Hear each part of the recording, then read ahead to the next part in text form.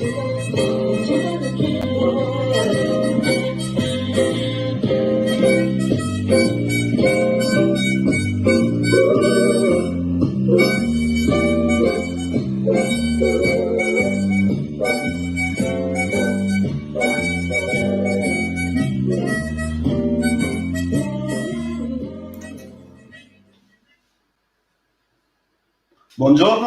a tutti e benvenuti a questa nuova puntata di Carpe Oro Racconta.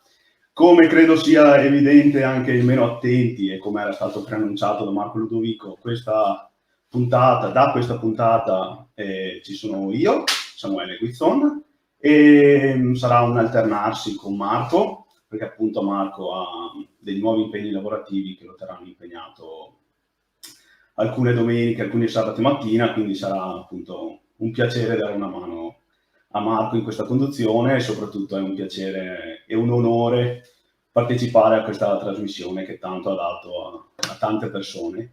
E quindi con grande piacere e grande onore introduco Gianfranco. Buongiorno Gianfranco. Ciao Samuele, grazie per l'aiuto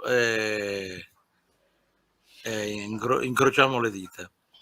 Sì, anche perché Marco mi ha fatto veramente passare un casting lunghissimo e quindi è stata veramente tosta. No, dai, a parte gli scherzi, sono veramente contento e sì, io direi che possiamo iniziare a tutti gli effetti, quindi oggi si parla di logica e di karma. Sì. Bene? Sì. Diamo la parola a Serena. Esatto, direi di mantenere le tradizioni, quindi buongiorno Serena. Buongiorno Samuele, benvenuto e buongiorno Gianfranco e a tutti ovviamente coloro che ci ascoltano, che ci ascolteranno anche dopo. E ovviamente io ne approfitto anche per salutare Benny, che ovviamente lei c'è dopo e quindi ne approfitto per salutarla adesso. Allora, oggi ho deciso di continuare quell'argomento che avevo iniziato qualche puntata fa. Ora non ricordo di preciso qual era la puntata, ma casomai poi farò mettere in scheda il link a quella puntata dove avevo introdotto questo argomento, che era quello sulla fight or flight response. Quindi non mi ripeto su cos'è la fight or flight response, casomai insomma andate a rivedere quella puntata, e avevo detto che avrei continuato questo tipo di argomento e infatti oggi andiamo a approfondire quali sono gli aspetti, ovviamente in forma molto molto sintetica, del sistema endo-oppioide e del sistema endocannabinoide, proprio perché è molto collegato a quell'argomento che avevo trattato in quella puntata.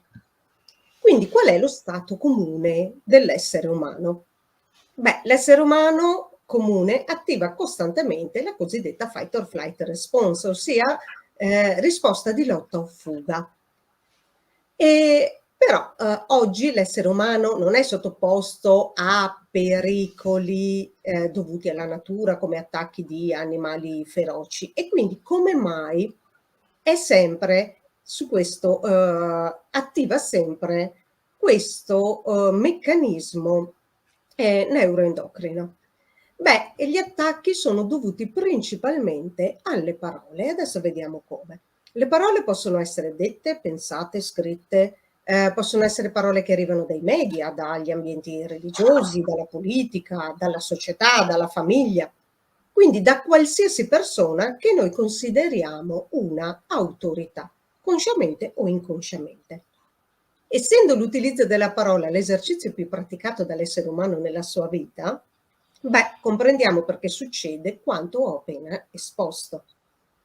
La fight or flight response diviene quindi la reale causa dello stress dell'essere umano. Con la fight or flight response si attiva il sistema endocrino detto oppioide, cioè l'essere umano è in continua reazione nei confronti del mondo esterno, ma io oserei dire soprattutto con quello interiore di se stesso che rispecchia poi all'esterno. E quindi vive immerso in quella che noi chiamiamo dualità. e proprio per questo è la parte sinistra del cervello che è iperattiva. Quando si verifica un evento piacevole, si attiva l'asse ipofisi-tiroide-surrene e l'organismo a questo punto rilascia delle endorfine che generano uno stato di benessere psicofisico. Quando invece questo evento è percepito come spiacevole, si attiva sempre l'asse ipofisi-tiroide-surrene, ma con rilascio di adrenalina che prepara appunto alla fight or flight response. Quindi l'attivazione costante di questo sistema oppioide è la causa dell'invecchiamento cellulare, perché i recettori della membrana cellulare reagiscono con queste sostanze che, quando sono prodotte in eccesso, causano appunto il deperimento della cellula stessa. Noi alla fine della pubertà attiviamo la ghiandola pituitaria detta anche ipofisi con la produzione del cosiddetto ormone della morte che interviene in quella che è la replicazione cellulare. In questo modo danneggia il DNA. La conseguenza quindi qual è? Un precoce invecchiamento. Quindi vedete come l'invecchiamento in un sistema neuroendocrino di questo tipo sia la conseguenza principale. Invecchiamento che significa tutte le conseguenze poi del caso. La continua stimolazione quindi dell'asse ipofisi-tiroide-surrene genera stress che indebolisce poi tutto l'organismo. Le persone che sono generalmente sottoposte all'effetto dell'oppio vivono in questi stati dell'addormentamento che è sia fisico sia della coscienza. In queste condizioni l'unica funzione dell'epifisi, cioè della ghiandola pineale, è produrre melatonina. Andiamo a vedere invece cosa succede quando attiviamo il sistema endocannabinoide, che rende rilassati come generalmente chi assume la cannabis. Gli emisferi cerebrali in questo caso sono in equilibrio. La ghiandola pineale, quindi l'epifisi, produce fino a 900 sostanze chimiche e tra queste vi è la cosiddetta anandamide che dona una costante pace ad ananda che significa beatitudine. E qui viene inibito proprio questo ormone della morte e la riproduzione cellulare rimane quindi pressoché perfetta e si può vivere molto a lungo. In questo tipo di processo biologico c'è una modificazione fondamentale, cioè si passa da una struttura a base carbonio 12 a una a 7, cioè di tipo silicica. Cosa significa questo? Beh, qual è la caratteristica del silicio? Che assorbe ed emana luce ed energia in grandi quantità e quindi, tra virgolette, in maniera molto sintetica, in maniera molto rappresentativa, abbiamo spiegato a livello scientifico lo stato di cosiddetta illuminazione che tantissimi ricercano. Per concludere, perché poi ovviamente lascio la parola a Gianfranco, noi abbiamo un cervello a livello del cuore di circa 40.000 cellule che vivendo nella dualità, cioè continuamente nel sistema oppioide, nella cosiddetta fight or flight response, produce l'ormone endotelina 1 che agisce sull'ipofisi e va a calcificare l'epifisi.